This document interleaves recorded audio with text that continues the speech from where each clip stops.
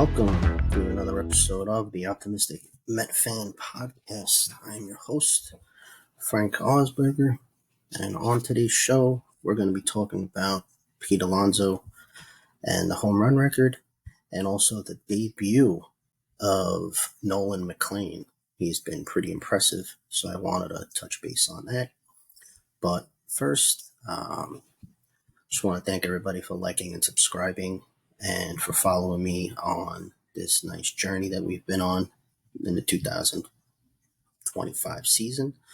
I know it's been stressful lately with, August being such a dreadful month.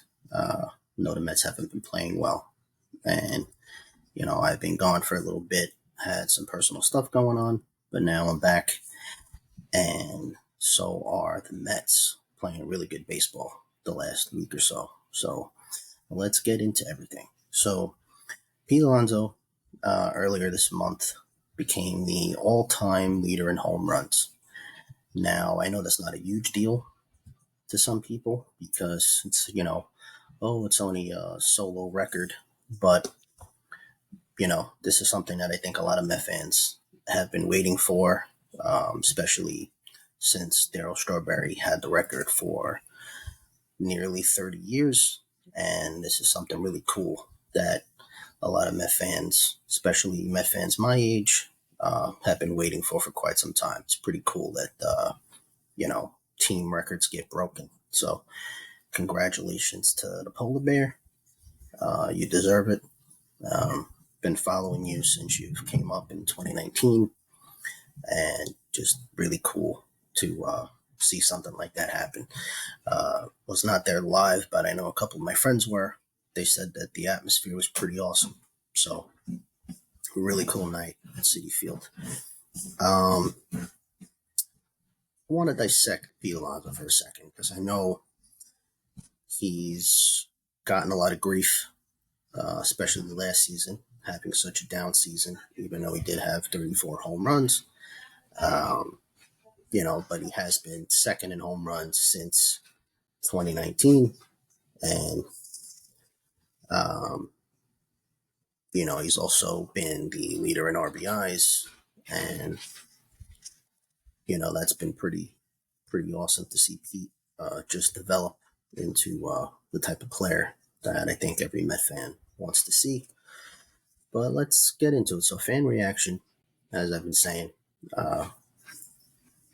is kind of 50-50 with Pete, I would say. There's some fans that, like me, that'll back him up.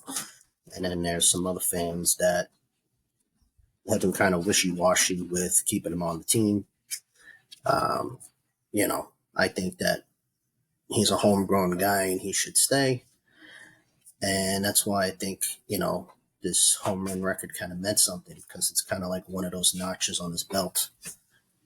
And, as you think about it, Pete's been kind of the heartbeat of the New York Mets, right? Since 2019 with the LFGM stuff and the Polar Bear stuff. It's been kind of amazing to see him gravitate to the fan base so much. So what do you think is going to happen or should happen? I was texting a couple of my friends recently and they said, do you really think Pete's going to stay? At the beginning of the season, I would have said no, because, he had trouble with the negotiations. He was, losing faith with, not him losing faith, but I think the fan base was losing faith in him. And I don't really think that the negotiations were his fault, but I know that was a topic earlier in the season. And, a lot of people were tired of hearing about that. But, I had said, I think it's maybe 60-40 that he'll resign. And now that he got the home run record with the Mets, and he's kind of etched himself in history with the Mets, I think the fan base has turned a little bit on the positive.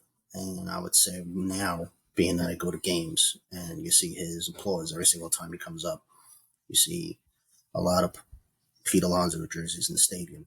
I think it's leaning more 85-15 that he'll stay a Met.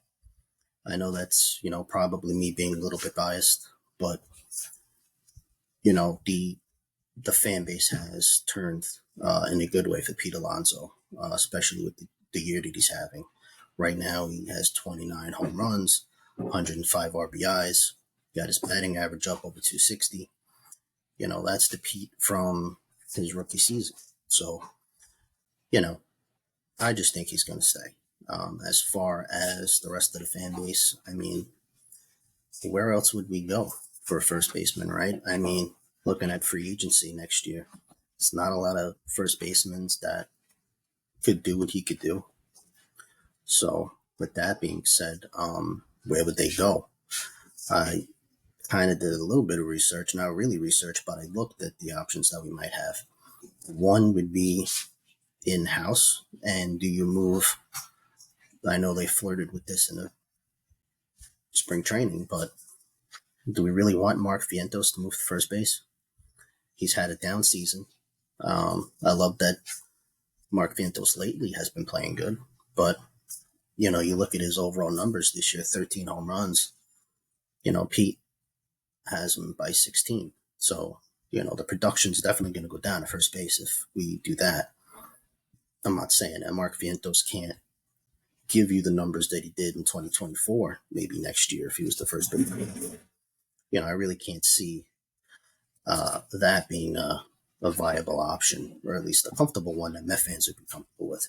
Another one would be going to the farm system, maybe bringing up, I know I mentioned him in a previous cast, Ryan Clifford, first baseman prospect.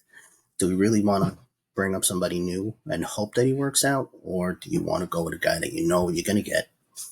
He's going to be a solid offensive threat in the middle of the lineup in Pete Alonso. I think you stick with what you have. You stick with what you know. That's at least what I would want to do, because, you don't really want to go into a baseball season next year not knowing who your first baseman is. And, that's not what I think any of the fan base really would want. You want to continue building what you're building. You got Lindor, you got Soto, you got Alonso. Let's kind of keep that group together as long as we can, because the ultimate goal is getting that World Series, right? That third World Series that we've been pining for. So that's at least how I feel about it. Let me know in the comments down below what you guys think. I think he should stay.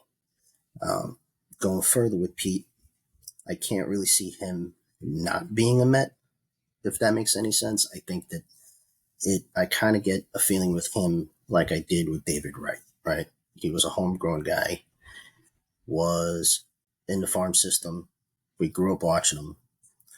So his whole career, it would be really cool to have a second Met in their franchise that stayed a Met his whole career. I don't think that anybody would want to see Pete go and then have 5 or 6 more years with somebody else, especially teams that, some of my friends have mentioned to me, like, oh, who would you like to see Pete go to if it wasn't the Mets? Nobody, really, because if you think about it, would you want him being in pinstripes across town in the Bronx playing for the Yankees? No. Would you want him being an Atlanta Brave? No. Would you want him being a Philadelphia Philly? I know that they were looking at him if we didn't take him. I know Bryce Harper was trying to recruit him, saying that he'd go back to right field if the Phillies signed him. That would be a horror show if that happened. So I really can't see him not being a Met at this point. I think a lot of the young fans too, that grew up watching Pete, Pete's kind of like their new David Wright. So I really don't think, that should happen. I don't want to see that happen. I hope that doesn't happen. Let's sign him to a 5 to 6 year contract. I know a lot of fans might cringe hearing that, but this is the proposal I would give him. And I know Met fans probably won't want to hear this, because it is a lot of money, but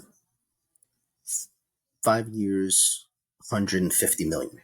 I think if we did that, that would solve a lot of problems. That would pretty much be the best offer I would give him. And then, you hope that you don't have to go through that headache, especially since, last year with the negotiations, I think once he got sitting at the table with Cohen, he got a lot of things out in the open that he wants to be here. So I think 5 years, 150 million gets it done.